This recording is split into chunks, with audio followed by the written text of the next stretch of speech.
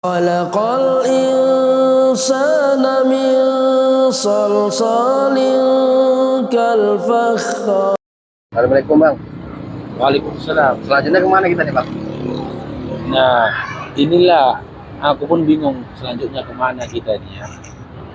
Ini udah malam kedua ya Bang Faruk mencari si Christian ya, yang mualaf itu, yang beberapa hari yang lalu Bang Faruk upload di YouTube ini. Tapi sampai dengan malam ini pun, ya, dia tidak ada juga di tempat. Kalau pengakuan dari bapak-bapak yang tukang parkir tadi kan, ketika kita gali informasi kepada beliau mengatakan dari pagi si Christiannya sudah pergi. Kemana itu? Nggak tahu gitu. Nggak tahu kemana. Paling dia kembalinya di malam hari, katanya. Itu pun di malam hari ya nggak tahu jam berapa kembalinya. Bang Faruk pun bingung juga ya, apakah dibolehkan suka-suka dia keluar masuk masjid ini kan gitu. Setahu Bang Faruk ini masjid kalau habis isya paling lambat itu setengah jam, setengah 9 atau jam 9 malam masjidnya ini ditutup kan gitu, tutup gerbangnya. Makanya kita aneh juga kan, dari pagi dia sudah pergi, berarti disinyalir dia pun nggak sholat.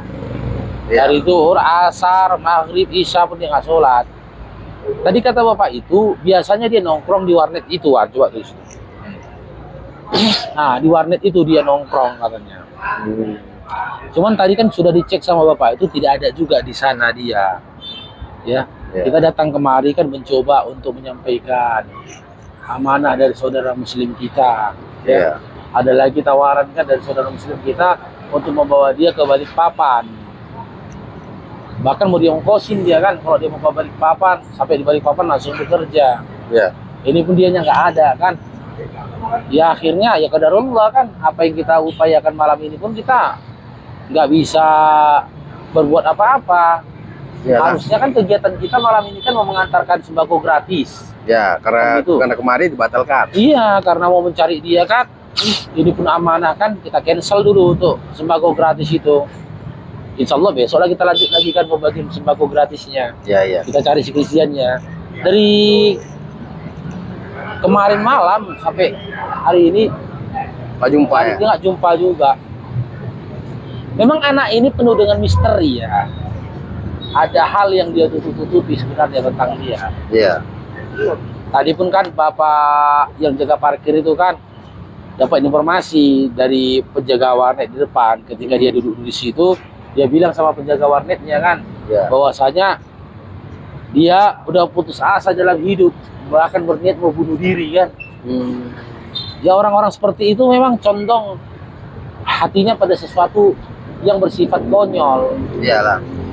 Dia anggap ujian di dunia ini itu udah adalah ujian berat, paling berat kan gitu. Musibah yang dia hadapinya di dunia ini adalah musibah paling berat, sehingga dia mau berpikir dan yakin kan gitu, bahwasanya ketika dia mengakhiri hidupnya maka masalah dia sudah selesai. Iya, di dunia. Masalah dunia dia selesai.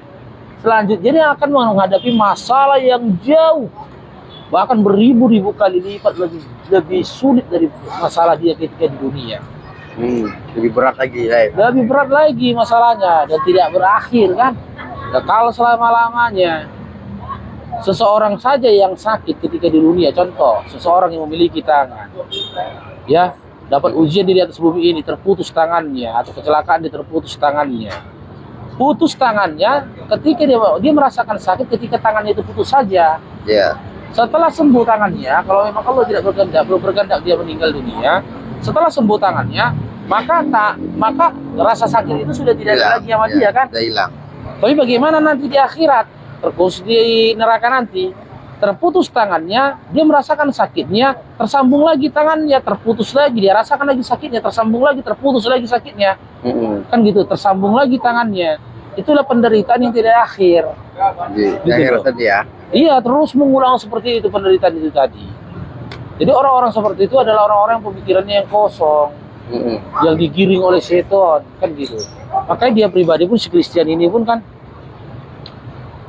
nggak mungkin dia nggak mau jujur atau belum saatnya jujur kan, menceritakan tentang kondisi dia. Karena yang membuat aku heran itu gini, Wak, Dia katanya menikah di Tanah Karo di tahun 2018. Menikah dia sama wanita Karo, perempuan Karo ya. Wanita bersuku Karo, yang suku Karo 2018. Ya. Dan itulah menjadi wasilah dia bersyahadat kan masuk Islam. Akan tetapi katanya dia cerai sama istrinya. Gitu loh. Dan istrinya menjual rumahnya sehingga dia tersingkir dari Tanah Karo. Ya. Tinggalkannya Tanah Karo itu tadi gitu loh. Ya kita nggak yakin ya sebuah perceraian itu sampai berdampak seperti itu. Apakah ketika dia tinggal di Tanah Karo itu dia tidak bekerja? Kan gitu. Seharusnya kan dia bekerja kan. Apakah perceraian itu membuat dia berhenti dari pekerjaannya, berhenti dari aktivitas kehidupan sehari-harinya? Kan nggak mungkin. Nggak mungkin. Makanya Bang Farouk pribadi pun memiliki asumsi sendiri gitu loh, pemikiran sendiri tentang si Christian ini masalahnya apa. Karena orang-orang seperti ini biasanya ya identik dengan korban judi online. Bisa jadi. Iya, banyak orang seperti itu. Perceraian dia dengan istrinya mungkin ini hanya asumsi belaka. Ya. Mungkin diakibatkan dari perbuatannya sendiri kan. Entah dia judi online, habis harta itu dibuat dia semua kan. Iya. Ya istri nggak menerima. Sehingga dia pun meninggalkan kampung halamannya kan. Tempat tinggal istrinya mungkin karena banyak hutangnya di Tanah Karo itu tadi.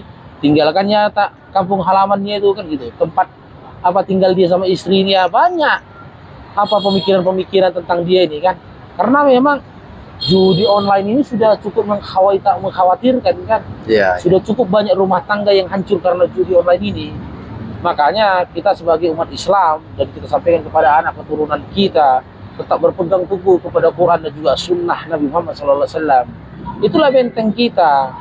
Itu salah satu benteng terkuat yang kita miliki ya, guna menangkis ya atau ngeblok semua konspirasi yang dilakukan oleh orang-orang kafir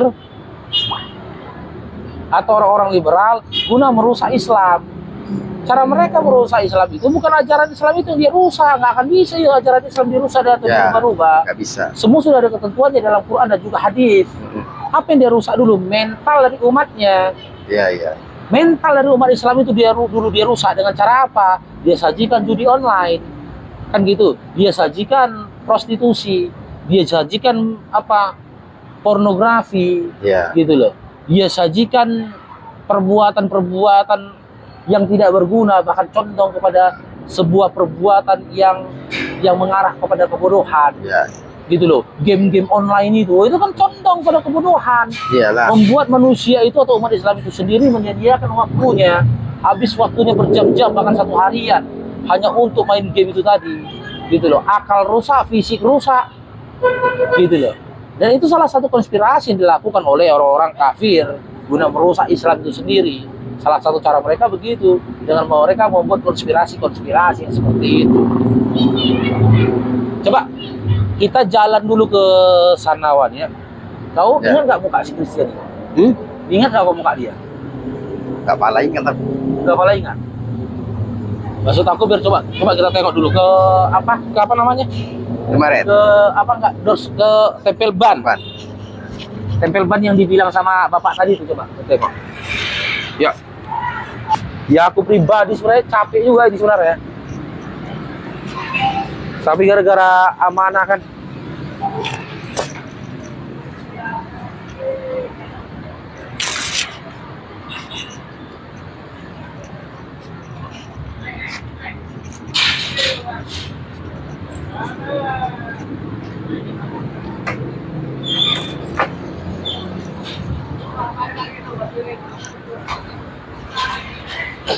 Ayo.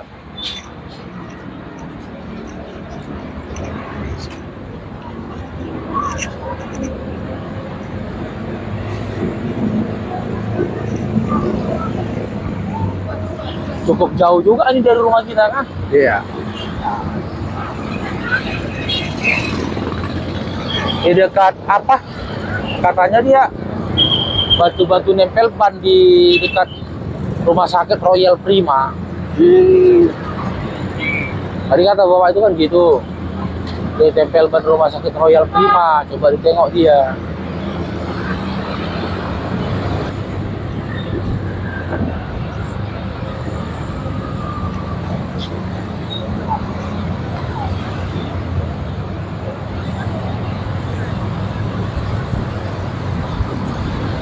Royal Prima ini kan?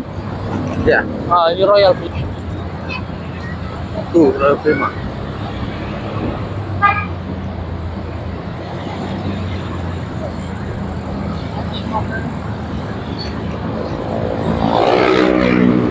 Mana tempel ban? Ya kan? Nggak ada Iya kan? Tadi kan katanya kita tempel tukang tempel ban dengan Royal Prima. Iya. Nggak ada juga nya. Kemana nih anak itu ya?